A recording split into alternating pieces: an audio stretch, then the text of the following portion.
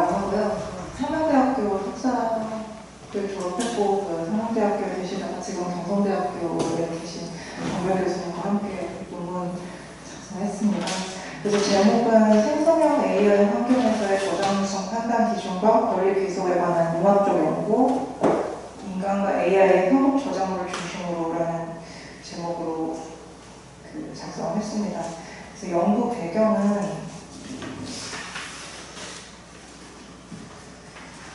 일단은 그 저작물에 관해서 제 기본이 되는 법이 저작권법인데, 저작권법에는 뒤에 보시면 나오겠지만 굉장히 간단하게 정의가 되어 있거든요. 그러니까 인간의 창의성을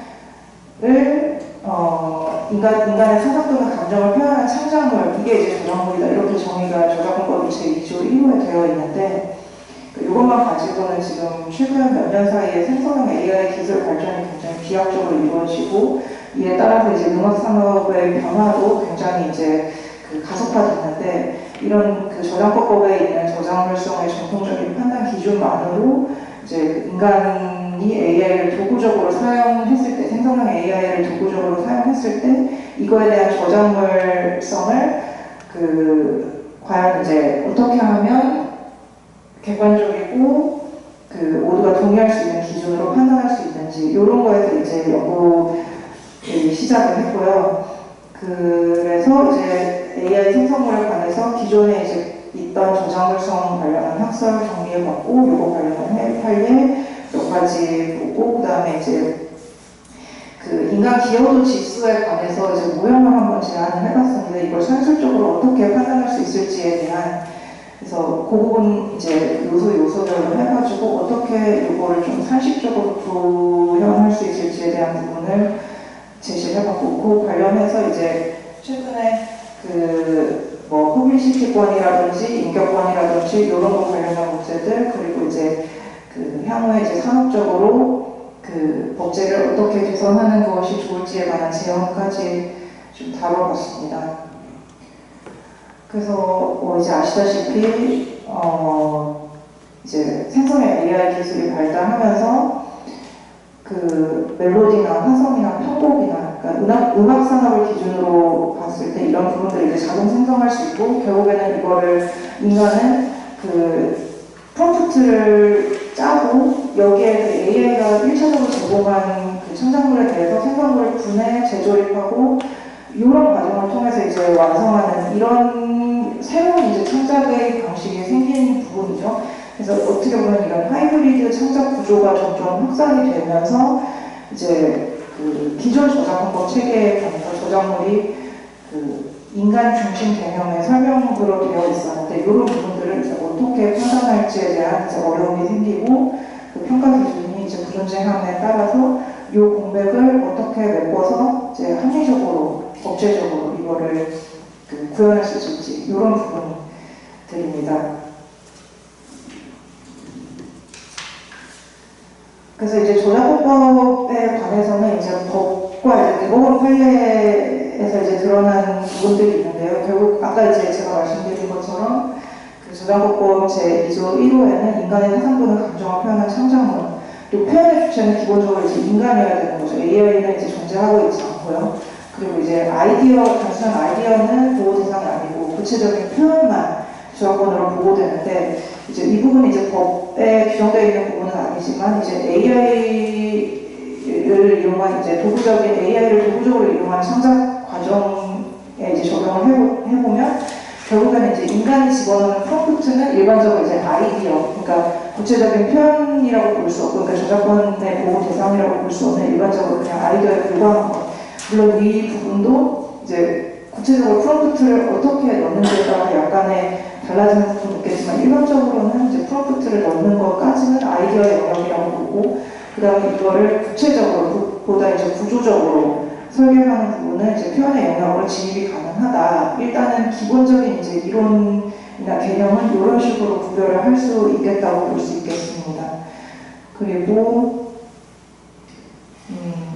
대법원 판례 같은 경우에는 창작성의 정도를 굳이 높게 상정하고 있지는 않거든요. 그러니까 일단은 어떤 고차원적인 창작성을 그 저작물성의 기준으로 보고 있지는 않고요. 일단 창작성이 있는지, 개성 표현이 있는지, 그리고 이제 타인의 저작물과 구별 가능한 그런 어떤 요소가 있는지, 그래서 이런 결과물 중심의 판단 방식을 취하고 볼 수가 있습니다. 그래서 이런 대법원 판례, 그러니까 국내 대법원 판례에서 AI 환경에서 생성된 저작물성에 대한 이제 구체적인 판단이 나와 있는 부분은 아직까지 없기 때문에 전통적인 그 저작물성에 대한 판단만 아직까지는 이제 남아있는 그런 상황입니다.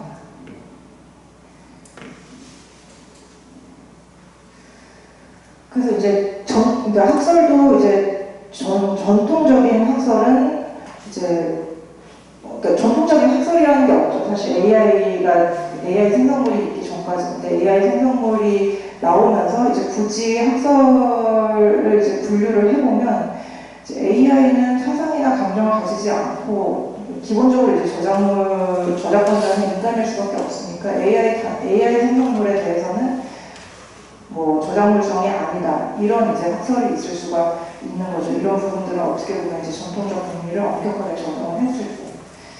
근데 이제 보다 좀 이제 국내외적으로 좀 통설적인 입장을 취하고 있다고 볼 수 있는 학설이 이제 도구설이라고 볼 수가 있는데요. 그러니까 어쨌든 이제 창작의 주체는 인간이고 AI는 이제 창작의 도구가 되니까 인간이 AI를 도구적으로 활용했을 때 이 경우에 이제 그 요소를 분류를 해내서 그 인간의 창작성이 개입돼 있다면 인간의 저작자성을 인정을 하는 거죠. 그리고 이제 프롬프트의 설계에 대해서 창작적 요소가 있을 수 있다면 그 구체적인 이제 파라미터 조정이라든지 결과물 편집이라든지 이런 요소를 인간의 그 창작성으로 봐서 그런 경우에는 이제 저작물성을 인정할 수 있다. 이게 이제 도구설의 입장이라고 보면 되실 것 같고요. 그리고 이제 제3의 학설은 뭐냐면 이제 소위 이제 신규 권리설이라고 볼 수가 있는데 이런 새롭게 변화된 이제 AI 생성물 관련한 저작물성과 관련한 어떤 산업 변화에 대응하는 새로운 보호 필요성을 제기를 하고 어떤 저작 인적권이라든지 새로운 권리 유형을 좀 도입을 해보자. 그래서 뭐 이런 AI 개발자라든지 서비스 제공자의 권리를 부여하는. 그러니까 어떤 이제 명확하진 않지만 이제 기존의 저작권법이나 그 저작권자의 개념으로는 이제 이런 새롭게 대두되는 이제 산업적 변화를 포섭을 할 수 없으니 어떤 새로운 뭔가 권리를 좀 유형을 도입을 해보자. 이런 이 학설이라고 볼 수 있습니다. 그러니까 엄밀히 말하면은 이제 이런 세 가지 학설이 현재 대립되고 있다고 보기보다는 이제 여태까지 이제 학설의 태도들을 굳이 이제 좀 유형화해서 이름을 붙여본 거라고 보시면 될 것 같습니다. 근데 이제 신규 권리설이라고 한다면 이게 어쨌든 지금 명확하게 어떤 규정된 뭔가가 있는 게 아니기 때문에 기존 저작권 체계와의 어떤 이제 정확성에 문제가 있을 수 있는 거죠. 그래서 이런 부분들은 좀 이론적으로 더 다듬어야 될 필요가 있는 그런 부분이 있습니다. 그래서 결국에는 결론적으로 현재 다수의 견해나 학설이나 판례나 이제 해외 태도나 이런 거를 보면 결국엔 이제 도구설 중심의 접근을 채택을 하면서 이제 다만 이제 그 기준을 좀 더 세분화해서 어디까지가 인간의 창작물이고 어디까지가 이제 AI가 이제 그 관여하는 영역인지 이런 부분들을 좀 유연하게 판단 기준을 마련할 필요가 있겠다.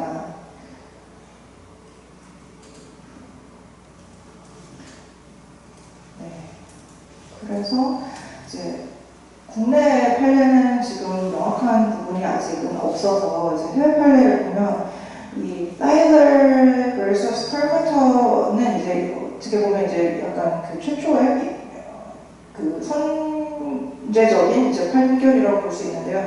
미 연방법원의 2023년 판결입니다. 그러니까 사이더라는 사람이 이제 자기가 이거는 이제 인간의 창작성이 거의 개입이 되지 않은 거고 이제 AI가 단독으로 생성한 그런 작품에 대해서 저작권 보호를 인정을 받지 못한 사례에서 이 부분에 대해서 내가 저작권을 인정받을 여지가 있지 않을까 해서 이거를 그 연방법원에 펄버터라는 건 저작권 청장이고요. 그래서 그 제기를 한 거거든요. 저작권 인정해달라. 근데 이제 이 사건에서는 AI 이거는 인간 저작자가 아예 없는 거다. 그래서 AI 자체는 법적 저작자가 될 수 없음을 명확히 판시를 한 사례입니다.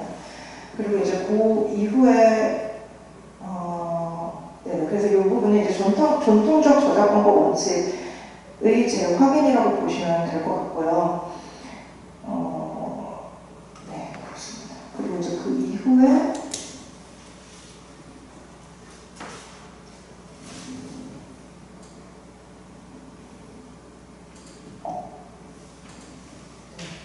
자리아 오브 더 던이라는 거는 이제 요거는 이제 사람의 이름은 아니고 이게 이제 그래픽 노블의 제목인데 미드전이라는 이제 AI 도구를 사용해서 그래픽 노블을 이제 만드는 거죠. 전체적인 그래픽 노블을.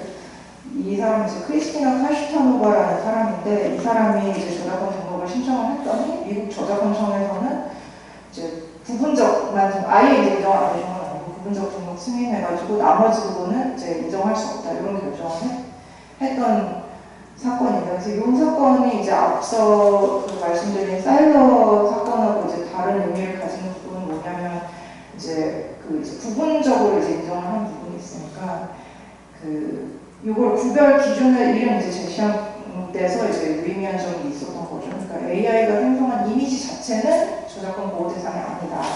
근데 이 중에서 인간이 작성한 텍스트는 저작권을 인정하고 이게 텍스트, 그러니까 AI가 생성한 근데 그래픽 노블이니까 이제 이미지가 있을 거 아니에요. 그러니까 그 이미지 자체는 저작권 보호 대상이 아니고 이제 노블이니까 또 텍스트 부분이 있고 그 텍스트는 저작권을 인정하고 그 과정에서 이제 요 전체적인 이게 이야기니까 이 이야기성에서 이제 스토리성에서 인간이 구성한 계열과 편집은 저작권으로서 이제 보호 필요성이 있다. 이렇게 판단해서 그러니까 이런 이제 기준을 제시한 거죠. 창작 과정에서의 인간의 기여도가 있었는지 없었는지. 그러니까 텍스트에 대해서는 텍스트와 이제 구성, 배열, 편집은 인간 기여도가 있으니까 이 부분은 저작권 인정하고 나머지 부분은 인정할 수 없다. 이 어떤 핵심 판단 요소를 제시했다고 보면 될 것 같습니다. 그래서 이제 이런 그 판례 동향을 보면 컴퓨터 설계 자체만으로는 창작성을 인정하기 곤란하고 이제 선택, 편집, 배열 부분은 창작력의 평가될 여지가 있다. 네.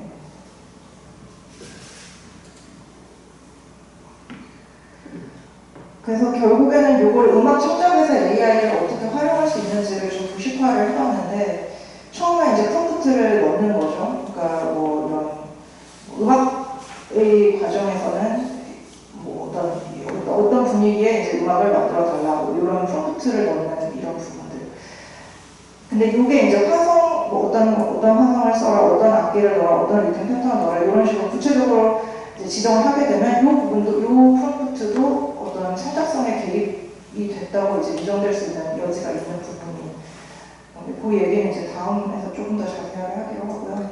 그러니까 이 프롬프트를 일단 넣고 그 다음에 이제 AI가 1차적으로 그 생성 결과물을 만들어내면 이걸 이제 부분적으로 선택하고 결합을 통해 가지고 이제 인간이 다시 이제 재조립을 해서 어떤 창작물을 만들어내는.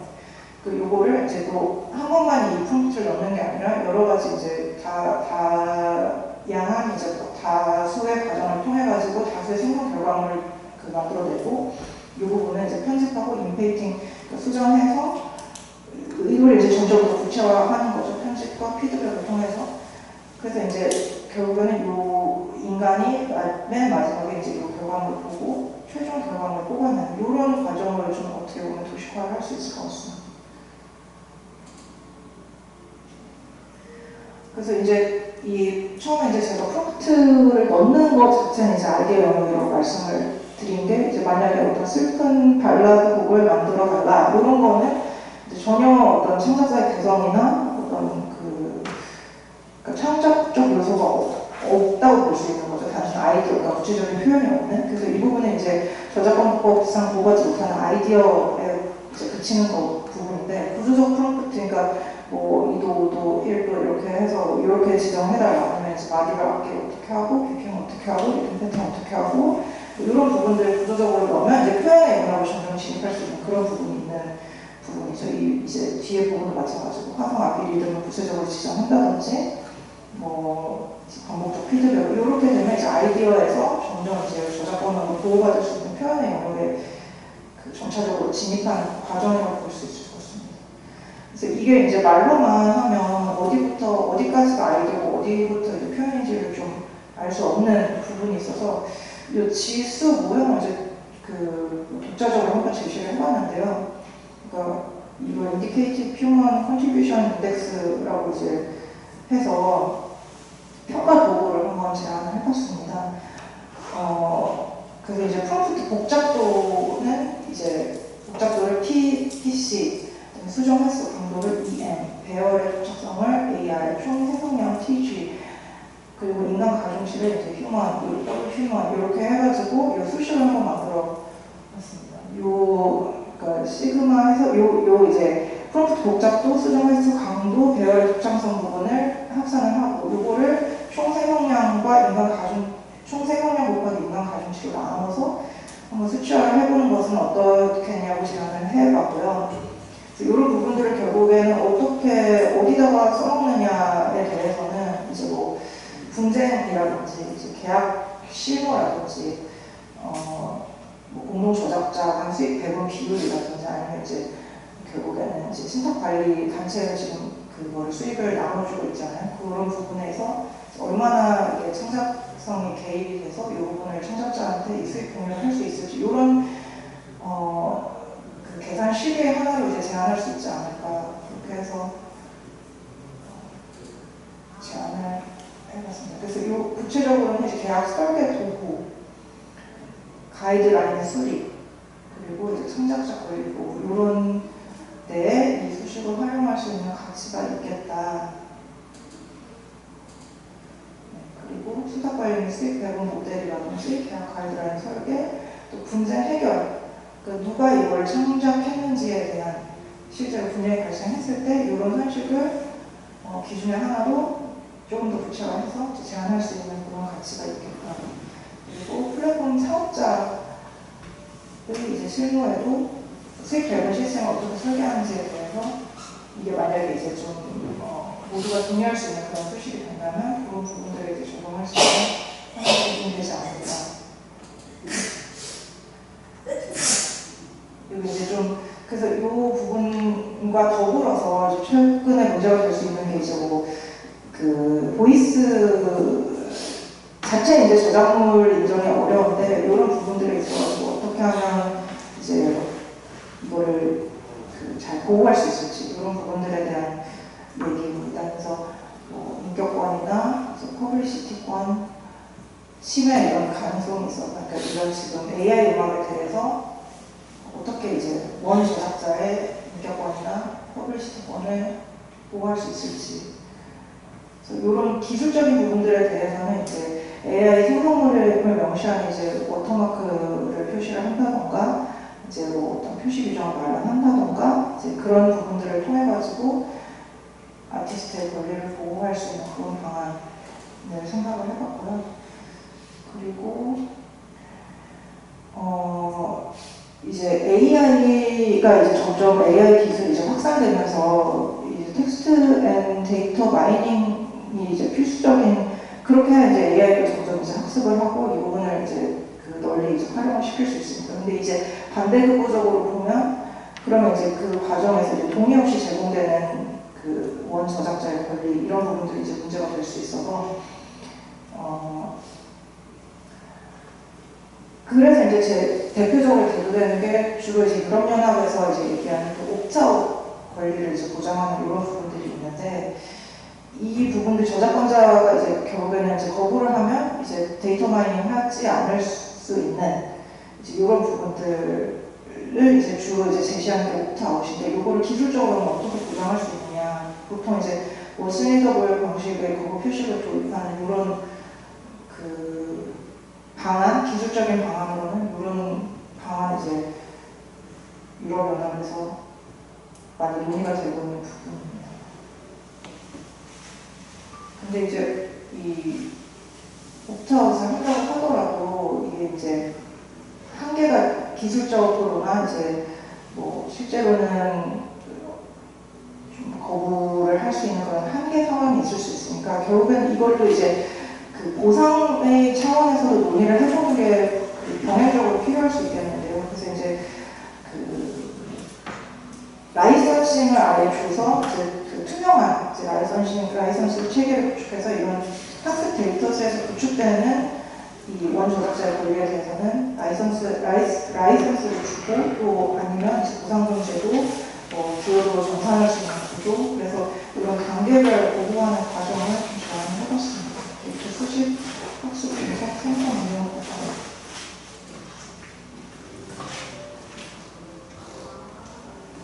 그래서 이제 그 결론적으로 법제 지금 현재 이제 전통적인 저작권법의 체계와 지금 요거보다 어떻게 보면 좀 선제적으로 발달되고 있는 AI 기술을 어떻게 좀 종합적으로 체계화할 수 있을지에 대해 가지고 결론적으로는 이제 인간 창작 기여 기준을 이제 명확하게 해야 되겠죠. 그래서 이런 그 가이드라인을 제시를 할 수 있는 방법들은 앞에서 좀 제안을 해봤고요. 기술적으로는 이제 프롬프트 이력을 자동 기록을 하고 하이브리드 등록하고 이제 프롬프트 로그 파일에 대해서 자동 저장할 수 있고 타임스탬프 기반으로 버전 관리를 해서 이런 부분들을 기술적으로 이제 관리를 하고 그래서 결론 궁극적으로는 이 산업에 특화할 수 있는 이런 정책들에 대해서 이제 AI 활용 창작물에 대한 별도 등록 제도를 만드는 등의 어떤 법제 개선에 대해서 제안을 해봤습니다.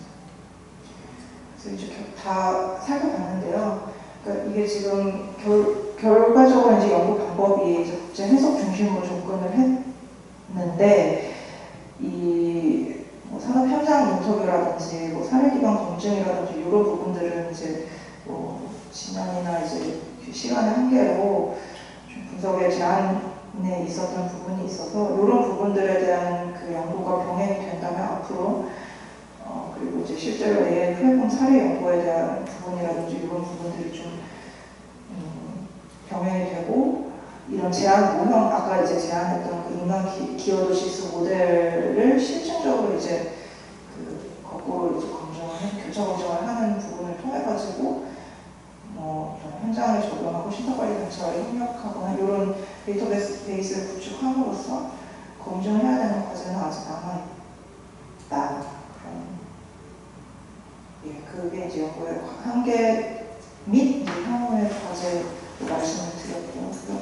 결론적으로는 결론은 이제 아까 말씀드린 이런 부분들에서 지금 여기까지 하겠습니다. 질문 있으세요?